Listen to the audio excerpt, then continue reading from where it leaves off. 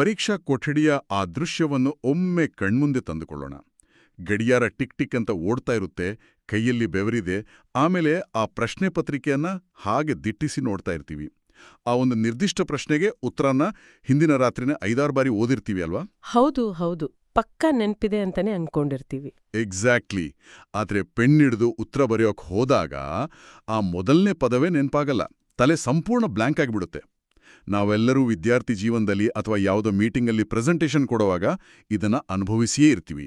ಖಂಡಿತ, ಪ್ರತಿಯೊಬ್ಬರಿಗೂ ಆಗುವಂಥದ್ದೇ ಇದು. ಸೊ ಇವತ್ತಿನ ಈ ಆಳವಾದ ವಿಶ್ಲೇಷಣೆಗೆ ಸ್ವಾಗತ. ಇವತ್ತು ನಾವು ಈ ಗುಟ್ಟನ್ನೇ ರಟ್ಟು ಮಾಡಲಿದ್ದೀವಿ. ನಾವು ಇಷ್ಟೆಲ್ಲ ಕಷ್ಟಪಟ್ಟು ಮೆದುಳಿಗೆ ತುಂಬಿದ ವಿಷಯಗಳು ಸರಿಯಾದ ಸಮಯಕ್ಕೆ ಯಾಕೆ ಕೈ ಕೊಡ್ತವೆ ಅನ್ನೋದನ್ನ ನೋಡೋಣ. ಇದೊಂದು ಬಹಳ ಕುತೂಹಲಕಾರಿ ವಿಚಾರ. ಹೌದು.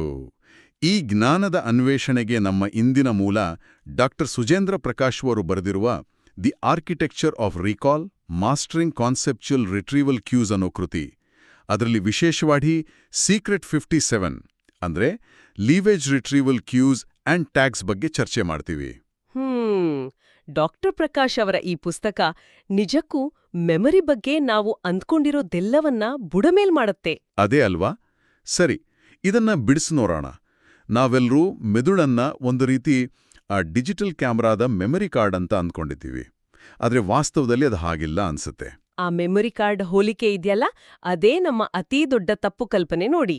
ನಾವು ಮಾಹಿತಿಯನ್ನ ಕಣ್ಣಿನಿಂದ ಓದಿ ತಲೆಗೆ ತುಂಬಿಕೊಳ್ಳೋದನ್ನೇ ಕಲಿಕೆ ಅಂತ ಅಂದ್ಕೊಂಡಿದ್ದೀವಿ. ಆದ್ರೆ ಸ್ಮರಣೆ ಅಥವಾ ನೆನಪು ಅಂದ್ರೆ ಬರೀ ಇನ್ಪುಟ್ ಅಲ್ಲ. ಅಂದ್ರೆ ಬರೀ ಒಳಗೆ ಹಾಕೊಳ್ಳೋದು ಮಾತ್ರ ಅಲ್ಲ ಅಂತೀರಾ? ಖಂಡಿತ ಅಲ್ಲ, ಅದು ಔಟ್ಪುಟ್ ಕೂಡ ಹೌದು. ಮೆದುಳಿನಲ್ಲಿ ಎಷ್ಟೇ ಜ್ಞಾನ ಶೇಖರಣೆ ಆಗಿದ್ರೂ ಅದು ಸರಿಯಾದ ಸಮಯಕ್ಕೆ ಹೊರಬರಬೇಕಾದ್ರೆ ಅದಕ್ಕೊಂದು ಸ್ಪಷ್ಟವಾದ ಪ್ರಚೋದಕ ಬೇಕು, ಅಂದ್ರೆ ಒಂದು ಟ್ರಿಗರ್ ಬೇಕು. ಆ ಟ್ರಿಗರ್ ನಾನೇನಾದ್ರೂ ಮಿಸ್ ಮಾಡಿಕೊಂಡ್ರೆ ಆ ಇನ್ಫಾರ್ಮೇಶನ್ ಹೊರಗೆ ಬರೋದಿಲ್ಲ. ನಿಖರವಾಗಿ ಆ ಪ್ರಚೋದಕವನ್ನೇ ವಿಜ್ಞಾನದ ಭಾಷೆಯಲ್ಲಿ ರಿಟ್ರೀವಲ್ ಕ್ಯೂ ಅಂತ ಕರೆಯೋದು. ಇದು ಮೆದುಳಿನ ನ್ಯೂರಾನ್ಗಳ ನಡುವೆ ಹುದುಗಿರುವ ಮಾಹಿತಿಯನ್ನ ಹುಡುಕಿ ಎಳೆದು ತರುವ ಒಂದು ಸಿಗ್ನಲ್ ತರಹ ಕೆಲಸ ಮಾಡುತ್ತೆ. ಅಂದ್ರೆ ಈಗ ಕತ್ಲೆ ಕೋಣದಲ್ಲಿ ಯಾವುದೋ ಒಂದು ವಸ್ತು ಹುಡುಕೋಕೆ ಟಾರ್ಚ್ ಲೈಟ್ ಬಿಟ್ಟಾಗ ಆ ವಸ್ತು ಮಾತ್ರ ಹೊಳೆಯುತ್ತಲ್ಲ, ಆ ರೀತಿಯ? ಆ ಹೋಲಿಕೆ ಚೆನ್ನಾಗಿದೆ. ಆದ್ರೆ ಅದಕ್ಕೂ ಮೀರಿ ಇಲ್ಲೊಂದು ಬಹುಮುಖ್ಯವಾದ ವಾಸ್ತವ ಇದೆ ನೋಡಿ. ಡಾಕ್ಟರ್ ಪ್ರಕಾಶ್ ಅವರು ಇಲ್ಲಿ ಪರೀಕ್ಷಾ ವ್ಯವಸ್ಥೆಯ ಒಂದು ಗುಟ್ಟನ್ನ ತೆರೆದಿಡ್ತಾರೆ. ಪ್ರಶ್ನೆ ಪತ್ರಿಕೆ ಮಾಡೋರು ಪ್ರಶ್ನೆಗಳನ್ನ ಹೇಗೆ ಕೇಳ್ತಾರೆ ಗಮನಿಸಿದೀರಾ? ಸಾಮಾನ್ಯವಾಗಿ ಸಿಲೆಬಸ್ ಪ್ರಕಾರ ಕೇಳ್ತಾರೆ. ಹೌದು, ಆದ್ರೆ ಅವರು ಯಾವಾಗ್ಲೂ ಪರಿಕಲ್ಪನೆಗಳ ಅಂದ್ರೆ ಕಾನ್ಸೆಪ್ಟ್ ಸುತ್ತಾನೇ ಪ್ರಶ್ನೆ ಹೆಣೆಯೋದು. ವಿಜ್ಞಾನದಲ್ಲಿ ದ್ಯುತ ಸಂಶ್ಲೇಷಣೆ ಇರಬಹುದು ಅಥವಾ ಇತಿಹಾಸದಲ್ಲಿ ಫ್ರೆಂಚ್ ಕ್ರಾಂತಿ ಇರಬಹುದು, ಇವೆಲ್ಲವೂ ಒಂದೊಂದು ಪರಿಕಲ್ಪನೆಗರು. ಓಕೆ, ಅಂದ್ರೆ ಆ ನಿರ್ದಿಷ್ಟ ಪರಿಕಲ್ಪನೆಯ ಪದ ಬಳಸ್ದೆ ಅವರು ಪ್ರಶ್ನೆ ಕೇಳೋಕ್ ಸಾಧ್ಯನೇ ಇಲ್ಲ. ಕರೆಕ್ಟ್. ಹಾಗಾಗಿ ಪ್ರಶ್ನೆ ಪತ್ರಿಕೆಯಲ್ಲಿರೋ ಆ ಪರಿಕಲ್ಪನೆಯ ಪದಾನೇ ನಮ್ಗೆ ಉತ್ತರವನ್ನ ಹುಡುಕಿಕೊಡೋ ಪ್ರಚೋದಕ ಆಗುತ್ತೆ. ಅದೊಂದು ಟ್ಯಾಗ್ ಆಗಿ ಕೆಲಸ ಮಾಡುತ್ತೆ. ಇದು ನಿಜಕ್ಕೂ ಇಂಟ್ರೆಸ್ಟಿಂಗ್ ಆಡಿದೆ. ಅಂದ್ರೆ ಪರೀಕ್ಷಕರು ನಮಗೆ ಗೊತ್ತಿಲ್ಲದೇನೆ ಉತ್ತರವನ್ನ ಅನ್ಲಾಕ್ ಮಾಡೋ ಕೀಲಿಕೈನ ಆ ಪ್ರಶ್ನೆಯಲ್ಲೇ ಕೊಟ್ಟಿರ್ತಾರೆ. ಹೌದು, ಅದೇ ರಿಟ್ರೀವಲ್ ಕ್ಯೂ. ಮೂಲದಲ್ಲಿ ಕೊಟ್ಟಿರೋ ಉದಾಹರಣೆನೇ ತಗೊಂಡ್ನೋಡೋಣ. ಪ್ರಶ್ನೆಯಲ್ಲಿ ದ್ಯುತಿ ಸಂಶ್ಲೇಷಣೆ ಅಂದ್ರೆ ಫೋಟೋಸಿಂಥಸಿಸ್ ಅನ್ನೋ ಪದ ನೋಡಿದ ತಕ್ಷಣ ಆ ಪದವೇ ಒಂದು ಕ್ಯೂ ಆಗಿ ಮೆದುಳಲ್ಲಿದ್ದ ಮಾಹಿತಿನ ಹೊರತರುತ್ತೆ. ನಿಖರವಾಗಿ ಅದೇ ರೀತಿಯಾಗೋದು. ನನಗೇನನ್ನಿಸ್ತಿದೆ ಅಂದ್ರೆ ಇದು ಕಂಪ್ಯೂಟರ್ ಡೆಸ್ಕ್ಟಾಪ್ನಲ್ಲಿರೋ ಒಂದು ಫೋಲ್ಡರ್ ತರ ಕೆಲಸ ಮಾಡುತ್ತೆ ಅಲ್ವಾ? ನಾವೊಂದು ನಿರ್ದಿಷ್ಟ ಫೋಲ್ಡರ್ ಮೇಲೆ ಕ್ಲಿಕ್ ಮಾಡಿದ ತಕ್ಷಣ ಆ ಫೋಲ್ಡರ್ ಒಳಗಿರೋ ಫೈಲ್ಗಳು ಹೇಗೆ ಒಮ್ಮೆಲೆ ತೆರೆದುಕೊಳ್ತವೋ ಹಾಗೆ ಆ ಕಾನ್ಸೆಪ್ಟ್ ಹೆಸರನ್ನ ನೋಡಿದ ತಕ್ಷಣ ಮೆದುಳಿನ ಫೋಲ್ಡರ್ ಓಪನ್ ಆಗುತ್ತೆ. ಹೌದು, ನಿಮ್ಮ ಕಂಪ್ಯೂಟರ್ ಫೋಲ್ಡರ್ ಹೋಲಿಕೆ ಈ ಪ್ರಕ್ರಿಯೆನ ಅರ್ಥಮಾಡಿಕೊಳ್ಳೋಕೆ ಬಹಳ ಸೂಕ್ತವಾಗಿದೆ. ಮೆದುಳು ಕೂಡ ಇದೇ ರೀತಿ ಒಂದು ಫೈಲಿಂಗ್ ಸಿಸ್ಟಮ್ ಅನ್ನು ಬಳಸುತ್ತೆ. ಆದರೆ ಆ ಫೋಲ್ಡರ್ ಓಪನ್ ಆದ ತಕ್ಷಣ ನಮಗೆ ಬೇಕಾದ್ದು ಸಿಗುತ್ತಾ ಅನ್ನೋದು ಪ್ರಶ್ನೆ. ಅದೇ ಮುಖ್ಯವಾದ ಪಾಯಿಂಟ್. ಫೋಲ್ಡರ್ ಮೇಲೆ ಕ್ಲಿಕ್ ಮಾಡಿದ ತಕ್ಷಣ ಫೈಲ್ಗಳು ಓಪನ್ ಆಗೋದು ನಿಜ. ಆದರೆ ಆ ಫೋಲ್ಡರ್ ಒಳಗೆ ನಾವು ಡೇಟಾನ ಹೇಗೆ ಸೇವ್ ಮಾಡಿದೀವಿ ಅನ್ನೋದು ಅಷ್ಟೇ ಮುಖ್ಯ ಆಗುತ್ತೆ. ಅಂದ್ರೆ ಕಸದ ತರ ತುಂಬಿಡಬಾರ್ದು. ಖಂಡಿತ. ಆ ಫೋಲ್ಡರ್ ಒಳಗೆ ಸಾವಿರಾರು ಇಮೇಜ್ಗಳು, ಪಿಡಿಎಫ್ಗಳು ಮತ್ತು ಆಡಿಯೋ ಫೈಲ್ಗಳನ್ನ ಯಾವುದೇ ಹೆಸರಿಲ್ದೆ ಹಾಗೆ ಎಲ್ಲೆಂದರಲ್ಲಿ ತುಂಬಿದ್ರೆ ಏನಾಗುತ್ತೆ? ಆಗ ಫೋಲ್ಡರ್ ಓಪನ್ ಆದ್ರೂ ಕೂಡ ನಮಗೆ ಆ ಕ್ಷಣಕ್ಕೆ ಬೇಕಾದ ಫೈಲ್ ಹುಡುಕೋಕೆ ಗಂಟೆಗಟ್ಟಲೆ ಸಮಯ ವ್ಯರ್ಥ ಆಗುತ್ತೆ. ಅದೊಂದು ದೊಡ್ಡ ಗೊಂದಲದ ಗೂಡಾಗ್ಬಿಡುತ್ತೆ. ಅಕ್ಷರಶಃ ಅದೇ ನಮ್ಮ ಮೆದುಳುಗೂ ಆಗೋದು. ಪ್ರಚೋದಕ ಅಥವಾ ಟ್ರಿಗರ್ ಹೇಗೆ ಕೆಲಸ ಮಾಡುತ್ತೆ ಅಂತ ನಮ್ಗೆ ತಿಳಿತು. ಆದ್ರೆ ಕೇವಲ ರಿಟ್ರೀವಲ್ ಕ್ಯೂ ಇದ್ರೆ ಸಾಲ್ದು. ಆ ಕ್ಯೂ ಅಡಿಯಲ್ಲಿ ಮಾಹಿತಿಯನ್ನ ವ್ಯವಸ್ಥಿತವಾಗಿ ಸಂಘಟಿಸಬೇಕು. ಆರ್ಗನೈಸ್ ಮಾಡಬೇಕು ಅಂತೀರಾ? ಹೌದು, ಮಾಹಿತಿನ ಎಲ್ಲೆಂದರಲ್ಲಿ ಶೇಖರಿಸಿಡಬಾರ್ದು. ನಾವಾಗ್ಲೇ ಮಾತಾಡಿದ ದ್ಯುತಿ ಸಂಶ್ಲೇಷಣೆ ಅನ್ನೋ ಪರಿಕಲ್ಪನೆ ಉದಾಹರಣೆನೇ ತಗೊಳ್ಳೋಣ. ಓಕೆ, ಅದನ್ನ ಹೇಗೆ ಆರ್ಗನೈಸ್ ಮಾಡಬಹುದು? ಒಬ್ಬ ಜಾಣ ಕಲಿಯೋವನು ಆ ಫೋಲ್ಡರ್ ಒಳಗೆ ಮಾಹಿತಿನ ಒಂದು ಸ್ಟ್ರಕ್ಚರ್ನಲ್ಲಿ ವಿಂಗಡಿಸ್ತಾನೆ. ಮೊದಲು ಅದರ ವ್ಯಾಖ್ಯಾನ ಅಂದ್ರೆ ಡೆಫಿನಿಷನ್, ಆಮೇಲೆ ಪ್ರಕ್ರಿಯೆ, ನಂತರ ರಾಸಾಯನಿಕ ಸಮೀಕರಣ, ಜೊತೆಗೆ ಅದರ ರೇಖಾಚಿತ್ರ, ಮತ್ತೆ ಕೊನೆಯದಾಗಿ ಅದರ ಪ್ರಾಮುಖ್ಯತೆ, ಹೀಗೆ ಅಲ್ವಾ? ಹೌದು. ಹೀಗೆ ಒಂದರ ಕೆಳಗೊಂದು ವ್ಯವಸ್ಥಿತವಾಗಿ ಸೇವ್ ಮಾಡ್ಕೊಳ್ಬೇಕು. ಅಂದ್ರೆ ಏನಾಗುತ್ತೆ ಅಂದ್ರೆ ಬರೀ ಒಂದೆರಡು ವಾಕ್ಯ ನೆನಪಾಗೋದಿಲ್ಲ, ಬದಲಾಗಿ ಇಡೀ ಕಾನ್ಸೆಪ್ಟ್ ಒಂದು ಪಿಕ್ಚರ್ ತರಹ ಕಣ್ಣೆದುರು ಬಂದುಬಿಡುತ್ತೆ. ಡೆಫಿನಿಷನ್ನಿಂದ ಶುರುವಾಗಿ ಅದರ ಇಂಪಾರ್ಟೆನ್ಸ್ವರೆಗೂ ಒಂದು ಕ್ಲಿಯರ್ ಫ್ಲೋ ಸಿಗುತ್ತೆ. ಇದು ಬಹಳ ಪರಿಣಾಮಕಾರಿಯಾದ ವಿಧಾನ. ಆದರೆ ಇಲ್ಲೊಂದು ಕುತೂಹಲಕಾರಿ ವಿಚಾರ ಇದೆ. ನಾವೆಲ್ಲರೂ ಬಾಲ್ಯದಿಂದಲೂ ಉದ್ದುದ್ದ ಪ್ಯಾರಾಗ್ರಾಫ್ಗಳನ್ನ ಓದಿ ಒಂದೇ ಒಂದು ಅಕ್ಷರ ಬಿಡದಂತೆ ಬಾಯ್ಪಾಠ ಮಾಡಿ ನೆನಪಿಟ್ಕೊಳ್ಳೋಕೆ ಒದ್ದಾಡ್ತೀವಿ. ಇದು ಬಹಳ ಸಾಮಾನ್ಯ. ಮಾಹಿತಿಯನ್ನ ಹೀಗೆ ಬಿಡಿಬಿಡಿಯಾಗಿ ಅಚ್ಚುಕಟ್ಟಾಗಿ ಒಂದು ಚೌಕಟ್ಟಿನಲ್ಲಿ ಜೋಡಿಸೋದು ಇಷ್ಟೊಂದು ಸುಲಭ ಆಗಿದ್ರೆ ನಾವೆಂದಿಗೂ ಆ ಹಳೆ ಪ್ಯಾರಾಗ್ರಾಫ್ ಬಾಯ್ಪಾಠ ಮಾಡೋ ಪದ್ಧತಿಗೆ ಯಾಕೆ ಅಂಟ್ಕೊಂಡಿದ್ದೀವಿ? ಇದು ಬಹಳ ಪ್ರಮುಖವಾದ ಪ್ರಶ್ನೆ, ಮತ್ತು ಇದರ ಹಿಂದಿನ ಮನೋವಿಜ್ಞಾನವನ್ನ ನಾವು ಅರ್ಥ ಮಾಡಿಕೊಳ್ಳೇಬೇಕು. ಪ್ಯಾರಾಗ್ರಾಫ್ ಬಾಯ್ಪಾಠ ಮಾಡುವಾಗ ಮೆದುಳಿನಲ್ಲಿ ಒಂದು ಇಲ್ಯೂಷನ್ ಆಫ್ ಕಾಂಪಿಟೆನ್ಸ್ ಸೃಷ್ಟಿಯಾಗುತ್ತೆ. ಇಲ್ಯೂಷನ್ ಆಫ್ ಕಾಂಪಿಟೆನ್ಸ್ ಅಂದ್ರೆ ನನ್ಗೆಲ್ಲವೂ ತಿಳಿದಿದೆ ಅನ್ನೋ ಸುಳ್ಳು ಆತ್ಮವಿಶ್ವಾಸನ? ನಿಖರವಾಗಿ. ನಾವು ಒಂದು ಪ್ಯಾರಾಗ್ರಾಫ್ ಅನ್ನ 10 ಬಾರಿ ಓದಿದಾಗ ಆ ಪದಗಳ ಓಟ, ಆ ವಾಕ್ಯದ ಲಯ ನಮ್ಮ ನಾಲಿಗೆಗೆ ಒಗ್ಗಿಹೋಗಿರುತ್ತೆ. ಧ್ವನಿಪೆಟ್ಟಿಗೆಯ ಸ್ನಾಯುಗಳಿಗೆ ಆ ಪದಗಳನ್ನ ಉಚ್ಚರಿಸುವ ಅಭ್ಯಾಸ ಆಗ್ಬಿಡುತ್ತೆ. ಇದನ್ನೇ ಅಕಾಸ್ಟಿಕ್ ಅಥವಾ ಮೋಟಾರ್ ಮೆಮೊರಿ ಅನ್ನೋದಾ? ಹೌದು. ನಮ್ಗೆ ವಿಷಯದ ಆಳವಾದ ಅರ್ಥ ತಿಳಿದಿದೆ ಅಂತ ನಾವು ಭ್ರಮಿಸ್ತೀವಿ. ಆದ್ರೆ ವಾಸ್ತವದಲ್ಲಿ ನಮ್ಗೆ ನೆನ್ಪಿರೋದು ಕೇವಲ ಆ ಪದಗಳ ಶಬ್ದ ಮತ್ತು ಅನುಕ್ರಮಣಿಕೆ ಮಾತ್ರ. ಅಂದ್ರೆ ನಾವು ಆ ಕಾನ್ಸೆಪ್ಟನ್ನ ಅರ್ಥ ಮಾಡ್ಕೊಂಡಿಲ್ಲ, ಬದಲಾಗಿ ಒಂದು ಹಾಡಿನ ಸಾಲುಗಳನ್ನ ನೆನ್ಪಿಟ್ಕೊಂಡಾಗೆ ಬೈಪಾಠ ಮಾಡಿರ್ತೀವಿ. ಖಂಡಿತ. ಅದೊಂದು ರೀತಿಯ ಕೊಂಡಿಗಳ ಸರಪಳಿ ಇದ್ದ ಹಾಗೆ. ಬಾಯ್ಪಾಠ ಮಾಡೋ ದೊಡ್ಡ ಅಪಾಯನೇ ಇದು. ಆ ಸರಪಳಿಯಲ್ಲಿ ಒಂದು ಕೊಂಡಿ ಕಳಿಚಿದ್ರೆ, ಅಂದ್ರೆ ಮಧ್ಯದ ಒಂದು ಸಣ್ಣ ಪದ ಮರ್ತೋದ್ರೂ ಸಾಕು, ಮುಂದಿನ ಇಡೀ ಪ್ಯಾರಾಗ್ರಾಫ್ ಬ್ಲ್ಯಾಂಕ್ ಆಗ್ಬಿಡುತ್ತೆ. ಅದಕ್ಕೆ ಪರೀಕ್ಷಾ ಕೊಠಡಿಯಲ್ಲಿ ಆಕಾಶ ನೋಡ್ತಾ ಆ ವಾಕ್ಯದ ಮೊದಲೇ ಪದ ನೆನ್ಪಾದ್ರೆ ಸಾಕು, ಇಡೀ ಉತ್ತರ ಬರ್ದ್ಬಿಡ್ತೀನಿ ಅಂತ ಒದ್ದಾಡೋದಲ್ವಾ? ಹೌದು, ಅದೇ ಕಾರಣಕ್ಕೆ. ಆದ್ರೆ ಮಾಹಿತಿಯನ್ನ ಪರಿಕಲ್ಪನೆಗಳ ಅಡಿಯಲ್ಲಿ ಸ್ಟ್ರಕ್ಚರ್ ಮಾಡಿ ಜೋಡಿಸಿದ್ರೆ ಇದು ಮಾಡ್ಯುಲರ್ ಆಗಿರುತ್ತೆ. ಉದಾಹರಣೆಗೆ, ರಾಸಾಯನಿಕ ಸಮೀಕರಣ ಮರೆತುಹೋದ್ರೂ ರೇಖಾಚಿತ್ರ ಮತ್ತು ಪ್ರಕ್ರಿಯೆಯನ್ನ ಸುಲಭವಾಗಿ ನೆನಪಿಸ್ಕೊಳ್ಬಹುದು. ಒಂದು ಭಾಗ ಕೈಕೊಟ್ರೂ ಇಡೀ ಉತ್ತರ ನಾಶ ಆಗೋದಿಲ್ಲ ಅನ್ನೋದು ನಿಜಕ್ಕೂ ಕಣ್ತೆರೆಸುವಂತ ವಿಚಾರ. ನಮ್ಮ ಓದುವ ವಿಧಾನ ಎಲ್ಲಿ ತಪ್ಪಾಗ್ತಿದೆ ಅನ್ನೋದಕ್ಕೆ ಇದೊಂದು ಕನ್ನಡಿ. ಹೌದು, ನಾವು ಕಲಿಯುವ ವಿಧಾನ ಬದಲಾಗ್ಬೇಕು. ಹಾಗಾದ್ರೆ ಮಾಹಿತಿಯನ್ನ ವ್ಯವಸ್ಥಿತವಾಗಿ ಜೋಡಿಸೋದು ಎಷ್ಟು ಮುಖ್ಯವೋ ಅದನ್ನ ತ್ವರಿತವಾಗಿ ಹೊರತೆಗೆಯಲು ಸರಿಯಾದ ಕೀಲಿಕೈಗಳನ್ನ ಬಳಸೋದು ಅಷ್ಟೇ ಮುಖ್ಯ. ಉದ್ದುದ್ದ ವಾಕ್ಯಗಳಿಗಿಂತ ಚಿಕ್ಕ ಪದಗಳು ಹೇಗೆ ಶಕ್ತಿಶಾಲಿ ಅನ್ನೋದನ್ನ ಡಾಕ್ಟರ್ ಪ್ರಕಾಶ್ ಅವರು ಬಹಳ ಒತ್ತು ನೀಡಿ ಹೇಳಿದಾರಲ್ವಾ? ಖಂಡಿತ. ಕೀವರ್ಡ್ಗಳ ಬಗ್ಗೆ ಇಲ್ಲಿ ಬಹಳ ಪ್ರಾಮುಖ್ಯತೆ ನೀಡಲಾಗಿದೆ. ಕೀವರ್ಡ್ಗಳೇ ಈ ಇಡೀ ಪ್ರಕ್ರಿಯೆಯ ಜೀವಾಳ.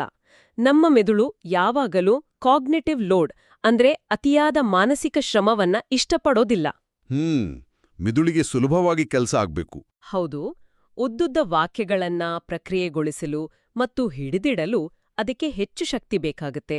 ಆದ್ರೆ ಚಿಕ್ಕ ಅರ್ಥಗರ್ಭಿತ ಪದಗಳನ್ನ ಅದು ಬಹಳ ಬೇಗನೆ ಕ್ಯಾಚ್ ಮಾಡುತ್ತೆ. ಅದಕ್ಕೆ ಉದ್ದುದ್ದ ಪ್ಯಾರಾಗ್ರಾಫ್ಗಳನ್ನ ನೆನಪಿಟ್ಕೊಳ್ಳೋ ಬದಲು ಕೇವಲ ಕೀವರ್ಡ್ಗಳು, ಶೀರ್ಷಿಕೆಗಳು ಮತ್ತು ಮುಖ್ಯ ಪರಿಕಲ್ಪನೆಗಳನ್ನ ಮಾತ್ರ ನೋಟ್ಸ್ ಮಾಡ್ಕೋಬಿಟ್ಟು ಅಲ್ವಾ? ಹೌದು.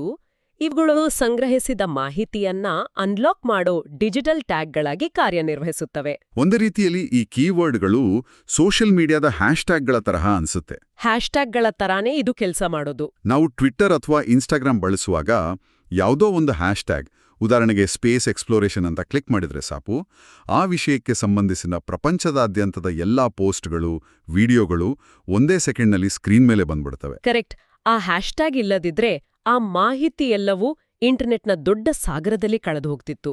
ಮೆದುಳಿಗೂ ಈ ಕೀವರ್ಡ್ಗಳು ಅದೇ ರೀತಿಯ ಸರ್ಚ್ ಇಂಜಿನ ಕೆಲಸ ಮಾಡ್ತವೆ ಅಂತ ಹೇಳ್ಬೋದಾ? ಇದು ಅತ್ಯದ್ಭುತವಾದ ಹೋಲಿಕೆ. ವಾಸ್ತವವಾಗಿ ನಮ್ಮ ಮೆದುಳಿನ ನ್ಯೂರಲ್ ನೆಟ್ವರ್ಕ್ಗಳು ಕೆಲಸ ಮಾಡೋದೇ ಇದೇ ಹ್ಯಾಶ್ಟ್ಯಾಗ್ ಮಾದರಿಯಲ್ಲಿನೇ. ವಿಜ್ಞಾನದ ಪ್ರಕಾರನೂ ಇದು ಮ್ಯಾಚ್ ಆಗುತ್ತಾ? ಹೌದು. ಇದನ್ನ ಸ್ವಲ್ಪ ವೈಜ್ಞಾನಿಕವಾಗಿ ನೋಡೋಣ. ನಾವು ಒಂದು ಕೀವರ್ಡ್ ಅನ್ನ ಟ್ಯಾಗ್ ಆಗಿ ಮೆದುಳಿನಲ್ಲಿ ಸೇವ್ ಮಾಡಿದಾಗ ಆ ಪದಕ್ಕೆ ಸಂಬಂಧಿಸಿದ ನೂರಾರು ನ್ಯೂರಾನ್ಗಳು ಒಂದಕ್ಕೊಂದು ಕನೆಕ್ಟ್ ಆಗಿರ್ತವೆ. ಪರೀಕ್ಷೆಯಲ್ಲಿ ಆ ಕೀವರ್ಡ್ ಅನ್ನ ರೀಕಾಲ್ ಮಾಡಿದ ತಕ್ಷಣ ಎಲ್ಲವೂ ಒಟ್ಟಿಗೆ ಆಕ್ಟಿವೇಟ್ ಆಗ್ತವೆ. ಅಂದ್ರೆ ಮೆದುಳು ಆ ಪದಕ್ಕೆ ಸಂಬಂಧಿಸಿದ ಎಲ್ಲಾ ನೆನಪುಗಳನ್ನ, ದೃಶ್ಯಗಳನ್ನ ಮತ್ತು ಓದಿದ ವಿಷಯಗಳನ್ನ ಒಂದೇ ಬಾರಿಗೆ ಸಕ್ರಿಯಗೊಳಿಸುತ್ತೆ. ನಿಖರವಾಗಿ ನಾವು ಕೇವಲ 5-6 ಕೀವರ್ಡ್ಗಳನ್ನ ನೆನ್ಪಿಟ್ಕೊಂಡ್ರೆ ಸಾಕು. ಆ ಕೀವರ್ಡ್ಗಳನ್ನ ಬಳಸಿ ಎಕ್ಸಾಮ್ ಹಾಲ್ನಲ್ಲಿ ನಮ್ದೇ ಆದ ವಾಕ್ಯಗಳನ್ನ ರಚಿಸಿ ದೊಡ್ಡ ಉತ್ತರ ಬರೆಯೋದು ಬಹಳ ಸುಲಭ ಆಗತ್ತೆ. ಈಗ ನಾವು ಈ ಇಡೀ ಚರ್ಚೆನ ಒಂದು ನೈಜ ಸನ್ನಿವೇಶಕ್ಕೆ ತಗೊಂಡು ಹೋಗೋಣ. ಈ ಮೆಮರಿ ಟೆಕ್ನಿಕ್ ಕೇವಲ ಪ್ರಶಾಂತವಾದ ಎಸಿ ಇರೋ ನಮ್ಮ ಓದುವ ಕೋಣೆಯಲ್ಲಷ್ಟೇ ಅಲ್ಲ, ನೈಜ ಯುದ್ಧಭೂಮಿಯಾದ ಪರೀಕ್ಷಾ ಕೊಠಡಿಯಲ್ಲಿ ಹೇಗೆ ಕೆಲಸ ಮಾಡುತ್ತೆ. ಇದು ಬಹಳ ಮುಖ್ಯವಾದ ಘಟ್ಟ. ಯಾಕೆಂದ್ರೆ ಮನೆಯಲ್ಲಿ ಪ್ರಶಾಂತವಾಗಿ ಓದುವಾಗ ಎಲ್ಲವೂ ನೆನಪಿದ್ದಂತೆ ಇರುತ್ತೆ, ಆದರೆ ಎಕ್ಸಾಮ್ ಹಾಲ್ ಪ್ರವೇಶಿಸ್ತಿದ್ದಂತೆ ಆ ವಾತಾವರಣನೇ ನಮ್ಮ ಮೆದುಳನ್ನ ಬ್ಲ್ಯಾಂಕ್ ಮಾಡಿಬಿಡುತ್ತೆ. ಆ ಕ್ಷಣದಲ್ಲಿ ಈ ಕೀವರ್ಡ್ಗಳು ಹೇಗೆ ನಮ್ಮ ಕೈ ಹಿಡಿತವೆ? ಈ ಪ್ರಶ್ನೆ ನಮ್ಮ ಚರ್ಚೆಯ ಅತ್ಯಂತ ನಿರ್ಣಾಯಕ ಘಟ್ಟ. ಡಾಕ್ಟರ್ ಪ್ರಕಾಶ್ ಅವರು ಮೂಲದಲ್ಲಿ ಸ್ಪಷ್ಟಪಡಿಸಿರುವಂತೆ ಪರೀಕ್ಷೆಯ ಸಮಯದಲ್ಲಿ 2 ಅಗೋಚರ ಶತ್ರುಗಳಿರ್ತಾರೆ. 1 ನಮ್ಮ ಮುಂದಿರೋ ಸೀಮಿತ ಸಮಯ, 2 ನಮ್ಮೊಳಗಿನ ಅತಿಯಾದ ಒತ್ತಡ. ಟೈಮ್ ಮತ್ತೆ ಸ್ಟ್ರೆಸ್ ಇವೆರಡೇ ದೊಡ್ಡ ವಿಲನ್ಗಳು. ಹೌದು. ಈ ಒತ್ತಡ ಹೆಚ್ಚಾದಾಗ ಮೆದುಳಿನಲ್ಲಿ ಏನಾಗುತ್ತೆ ಅನ್ನೋ ವಿಜ್ಞಾನ ಬಹಳ ಕುತೂಹಲಕಾರಿಯಾಗಿದೆ. ನಮಗೆ ಪರೀಕ್ಷೆಯ ಭಯ ಶುರುವಾದಾಗ ನಮ್ಮ ಮೆದುಳದನ್ನ ಒಂದು ಜೀವಕ್ಕೆ ಬಂದಿರೋ ಅಪಾಯ ಅಂದ್ರೆ ಸರ್ವೈವಲ್ ಥ್ರೆಟ್ ಅಂತ ತಪ್ಪಾಗಿ ಭಾವಿಸುತ್ತೆ. ಅಂದ್ರೆ ನಾವೆಲ್ಲೋ ಕಾಡಿನಲ್ಲಿ ಸಿಲ್ಕಿದ್ದೀವಿ, ನಮ್ಮ ಮೇಲೆ ಯಾವುದೋ ಪ್ರಾಣಿ ದಾಳಿ ಮಾಡ್ತಿದೆ ಅಂತ ಅದು ಅಂದುಕೊಡ್ತಾ? ಖಂಡಿತ. ಆಗ ಮೆದುಳಿನಲ್ಲಿ ಕಾರ್ಟಿಸಾಲ್ ಅನ್ನೋ ಸ್ಟ್ರೆಸ್ ಹಾರ್ಮೋನ್ ಭಾರೀ ಪ್ರಮಾಣದಲ್ಲಿ ಬಿಡುಗಡೆ ಆಗುತ್ತೆ. ಮೆದುಳು ಎಕ್ಸಾಮ್ ಅನ್ನ ಒಂದು ಸಿಂಹ ಅಟ್ಯಾಕ್ ಮಾಡಿದ ಹಾಗೆ ಟ್ರೀಟ್ ಮಾಡುತ್ತೆ. ಅಬ್ಬಾ, ಇದು ವಿಚಿತ್ರವಾಗಿದೆ. ಅದೇ ಈ ಕಾರ್ಟಿಸಾಲ್ ಹಾರ್ಮೋನ್ ಬಿಡುಗಡೆ ಆದಾಗ ನೆನಪಿನ ಶಕ್ತಿಗೆ ಏನಾಗುತ್ತೆ? ಅದೇ ಅಸಲಿ ಸಮಸ್ಯೆ. ಕಾರ್ಟಿಸಾಲ್ ಬಿಡುಗಡೆ ಆದಾಗ ಮೆದುಳು ತನ್ನ ಶಕ್ತಿಯನ್ನೆಲ್ಲ ಆ ಕಾಲ್ಪನಿಕ ಶತ್ರುವಿನಿಂದ ತಪ್ಪಿಸಿಕೊಳ್ಳಲು ಫೈಟ್ ಆರ್ ಫ್ಲೈಟ್ ಮೋಡ್ಗೆ ಹಾಕುತ್ತೆ. ಓ, ಅಂದ್ರೆ ಓಡಿ ಹೋಗೋಕ್ ರೆಡಿ ಆಗುತ್ತಾ? ಹೌದು. ಈ ಪ್ರಕ್ರಿಯೆಯಲ್ಲಿ ಹೊಸ ಮಾಹಿತಿಯನ್ನ ಕಲಿಯುವ ಮತ್ತು ಹಳೆಯ ಮಾಹಿತಿಯನ್ನ ಹೊರತೆಗೆಯುವ ಹಿಪ್ಪೋಕ್ಯಾಂಪಸ್ ಅನ್ನೋ ನೆನಪಿನ ವಿಭಾಗದ ದಾರಿನದು ತಾತ್ಕಾಲಿಕವಾಗಿ ಬ್ಲಾಕ್ ಮಾಡ್ಬಿಡುತ್ತೆ. ಮೆದುಳಿಗೆ ಆ ಕ್ಷಣದಲ್ಲಿ ಸರ್ವೈವಲ್ ಮುಖ್ಯವೇ ಹೊರತು ಇತಿಹಾಸದ ಇಸ್ವಿಗಳಲ್ಲ. ಈಗ ಅರ್ಥ ಆಯ್ತು. ಅದಕ್ಕೆ ನಮಗೆ ಉತ್ತರ ಪಕ್ಕಾ ಗೊತ್ತಿದ್ರೂ ಆ ಕ್ಷಣದಲ್ಲಿ ಇದು ನೆನಪಾಗೋದಿಲ್ಲ. ಪರೀಕ್ಷೆ ಮುಗಿದು ಆಚೆ ಬಂದ ತಕ್ಷಣ ರಿಲ್ಯಾಕ್ಸ್ ಆದಾಗ ದಿಢೀರ್ನೆ ಎಲ್ಲಾ ಉತ್ತರಗಳು ನೆನಪಾಗ್ತವಲ್ವಾ? ಹೌದು. ಇಂಥ ಒತ್ತಡದ ಸಮಯದಲ್ಲಿ ಹಿಪ್ಪೋಕ್ಯಾಂಪಸ್ ಬ್ಲಾಕ್ ಆಗಿರುವಾಗ ಮೆದುಳಿಗೆ ಉದ್ದುದ್ದ ಸಂಕೀರ್ಣವಾದ ಪ್ಯಾರಾಗ್ರಾಫ್ಗಳನ್ನ ಹುಡುಕಿ ತರುವಷ್ಟು ಶಕ್ತಿ ಇರೋದಿಲ್ಲ. ಅದಕ್ಕೆ ತ್ವರಿತ ಪ್ರಚೋದಕಗಳ ಅವಶ್ಯಕತೆ ಇರುತ್ತೆ. ಅಂದ್ರೆ ನಮ್ಮ ಕೀವರ್ಡ್ಸ್ ಮತ್ತು ರಿಟ್ರೀವಲ್ ಕ್ಯೂಗಳು ಇಲ್ಲಿ ಕೆಲ್ಸಕ್ಕೆ ಬರ್ತವ? ನಿಖರವಾಗಿ. ಕೀವರ್ಡ್ಗಳು ಬಹಳ ಚಿಕ್ಕದಾಗಿರೋದ್ರಿಂದ ಮತ್ತು ಹ್ಯಾಶ್ಟ್ಯಾಗ್ಗಳಂತೆ ನೇರವಾಗಿ ಕನೆಕ್ಟ್ ಆಗಿರೋದ್ರಿಂದ ಅವು ಒತ್ತಡದ ಈ ಬ್ಲಾಕ್ಗಳನ್ನ ಸುಲಭವಾಗಿ ಭೇದಿಸ್ಕೊಂಡು ಬರ್ತವೆ. ಇದರಿಂದ ಕಾರ್ಟಿಸಾಲ್ ಪ್ರಭಾವದ ನಡುವೆಯೂ ಮಾಹಿತಿಯನ್ನ ವೇಗವಾಗಿ ಅನ್ಲಾಕ್ ಮಾಡೋಕೆ ಸಾಧ್ಯ ಆಗುತ್ತೆ ಅಲ್ವಾ? ಕೇವಲ ಉತ್ತರ ಬರೆಯೋದಷ್ಟೇ ಅಲ್ಲ, ಪರೀಕ್ಷೆಯಲ್ಲಿ ಅಮೂಲ್ಯವಾದ ಸಮಯ ಉಳಿಸೋಕೆ ಇದು ಅತಿದೊಡ್ಡ ಅಸ್ತ್ರ. ಹೌದು. ಸಮಯದ ಉಳಿತಾಯ ಕೂಡ ಇಲ್ಲಿ ಬಹಳ ಮುಖ್ಯ. ಹಾಗಾದ್ರೆ ಒಟ್ಟಾರೆಯಾಗಿ ಇದರ ಅರ್ಥವೇನು?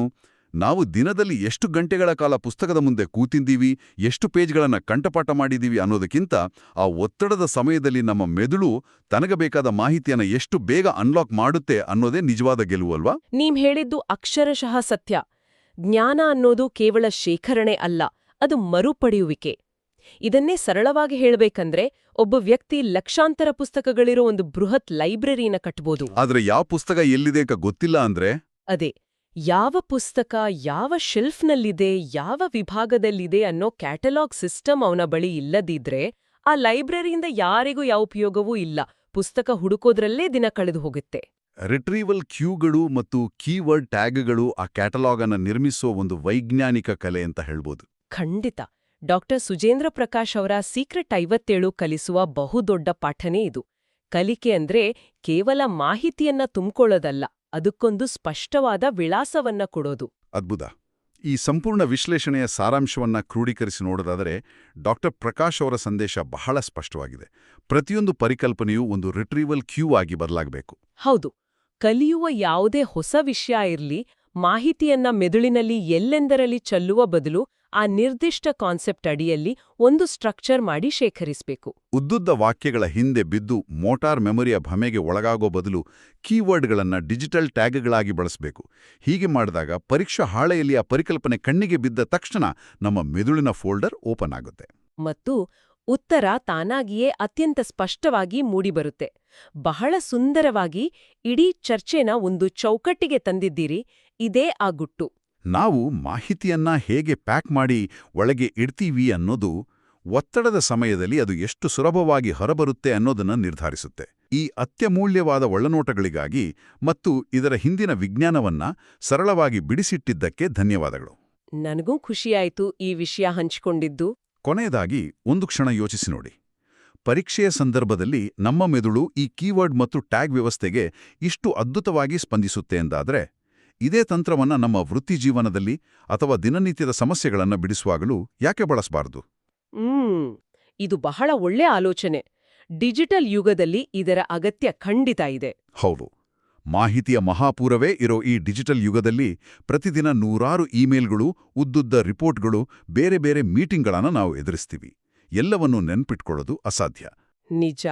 ಆದ್ರೆ ಆ ಎಲ್ಲಾ ಮಾಹಿತಿಯನ್ನ ಕೀವರ್ಡ್ಗಳು ಮತ್ತು ಪರಿಕಲ್ಪನೆಗಳ ಮೂಲಕ ನಮ್ಮ ಮೆದುಳಲ್ಲಿ ಟ್ಯಾಗ್ ಮಾಡಿಟ್ಕೊಂಡ್ರೆ ಎಕ್ಸಾಕ್ಟ್ಲಿ.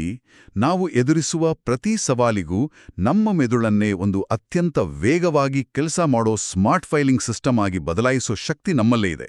ಆ ಶಕ್ತಿಯನ್ನ ಎಚ್ಚರಿಸುವ ಕೀಲಿಕೈ ಯಾವುದು ಅನ್ನೋದನ್ನ ನಾವೆಲ್ಲರೂ ನಮ್ಮದೇ ರೀತಿಯಲ್ಲಿ ಹುಡುಕಬೇಕಾಗಿದೆ. ಖಂಡಿತ. ಇದು ಕೇವಲ ಪರೀಕ್ಷೆ ಬರೆಯೋ ವಿದ್ಯಾರ್ಥಿಗಳಿಗೆ ಮಾತ್ರ ಅಲ್ಲ, ಕಲಿಯುವ ಆಸಕ್ತಿಯಿರೋ ಪ್ರತಿಯೊಬ್ಬರಿಗೂ ಒಂದು ಹೊಸ ದೃಷ್ಟಿಕೋನವನ್ನು ನೀಡುತ್ತೆ ಅಂತ ಭಾವಿಸ್ತೀನಿ. ಮುಂದಿನ ಆಳವಾದ ವಿಶ್ಲೇಷಣೆಯಲ್ಲಿ ಮತ್ತೊಂದು ಕುತೂಹಲಕಾರಿ ವಿಷಯದೊಂದಿಗೆ ಸಿಗೋಣ.